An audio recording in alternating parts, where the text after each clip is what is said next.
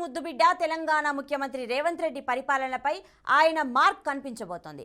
ఉమ్మడి మహబూబ్ నగర్ జిల్లాలో కలెక్టర్ నుంచి కానిస్టేబుల్ వరకు తన మార్క్ పడేలా ప్లాన్ చేస్తున్నట్లు తెలుస్తోంది.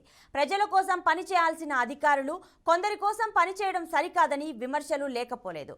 ఈ నేపథ్యంలో సీఎం రేవంత్ రెడ్డి మార్క్ ఎలా ఉండబోతుందన్న అంశాలపై బీఆర్కే న్యూస్ ప్రత్యేక కథనం.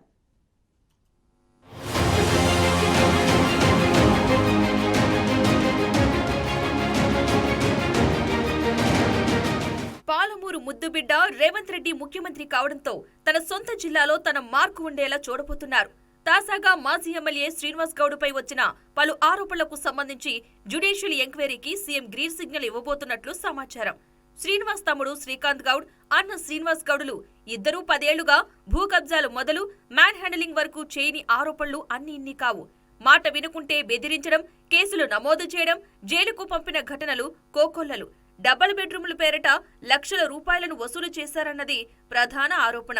కొందరు కౌన్సిలర్లైతే తమ కోరికలు తీరిస్తేనే డబుల్ బెడ్రూమ్ ఇళ్లను ఇస్తామంటూ బాధితులను మోసం చేసినట్టు సందర్భాలు లేకపోలేదు.